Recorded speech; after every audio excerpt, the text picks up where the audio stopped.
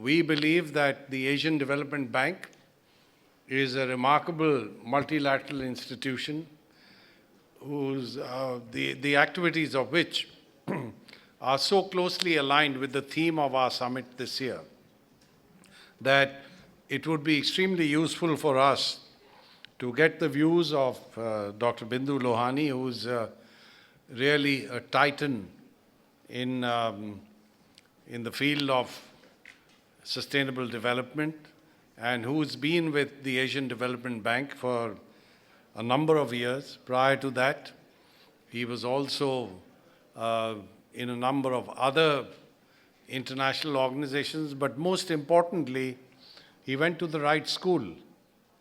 He got his doctorate from the North Carolina State University, and both of us were students at the same time, although we didn't know each other at that point of time.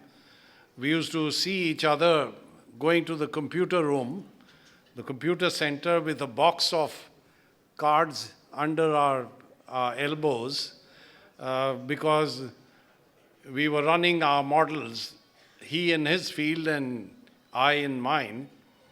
And then after several decades, we have come together working in similar fields. I would say that we are really very privileged to have a very close and strong association with the Asian Development Bank.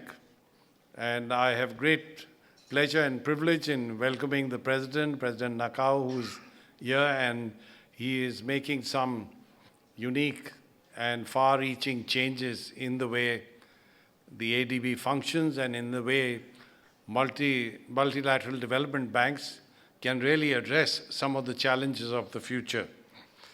So I want to also acknowledge the fact that the reception that we'll be participating in and enjoying a little later in the evening is being hosted by the Asian Development Bank, and we're very grateful for that.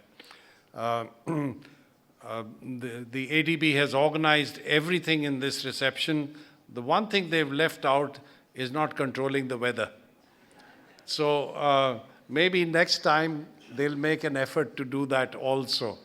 So as a result of the rain that we're expecting very soon, I'm sorry there'll be a slight delay in shifting things indoors.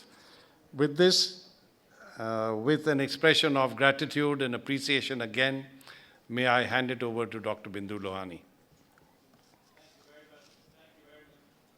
Thank you very much, Dr. Pachauri, President Nakao, distinguished guests, ladies and gentlemen. Thank you very much for this opportunity. I don't need to mention how closely we've been working with TERI for a long, long time, and it's been a very mutually rewarding exercise together.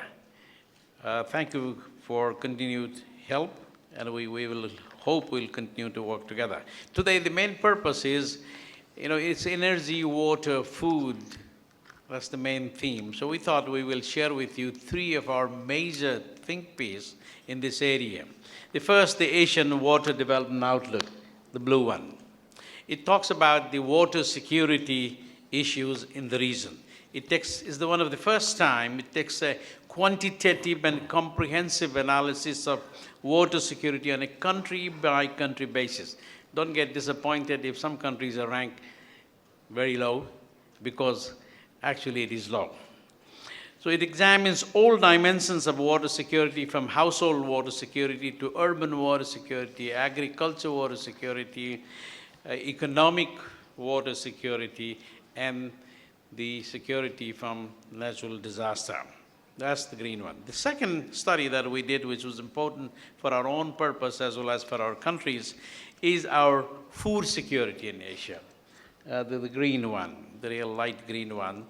The Food Security in Asia publications calls for a new approach in addressing the persistent high level of malnutrition in some cities. As I said, the focus has always been so much on quantitative food, increasing more, which were mostly calorie-based, but we're seeing a lot of need to do improve the nutrition in the food. So this looks at nutrition, it looks at the natural resources, water, energy nexus, and the climate change impact which is likely to happen. So what do you do in a situation like that? The third one, which is the heaviest of all, the green, it comes in 2 volumes actually, the energy security issues. It identifies policy and social infrastructure and technology issues that must be addressed for the future, something that we've been discussing here.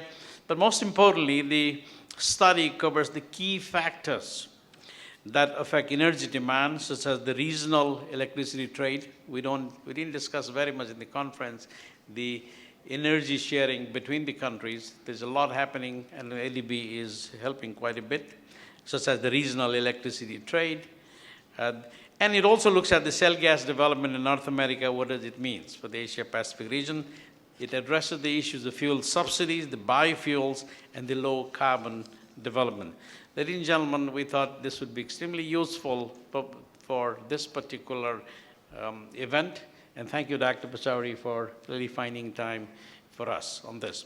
Moving forward, as our president said in the morning, we're going to be doing more and more looking at the nexus, energy, water, water, energy, water, food, food, energy, food. I think investment in those areas are complex, but they need to be done, and more innovation would be required for that. We are committed, and I hope we can make some difference to the Asia-Pacific region. Thank you very much. By the way, these books are available on site. It's quite heavy, but if you are planning to take it, we'll provide a few copies. But if you're going to leave in the hotel dustbin, please don't take them. Thank you very much.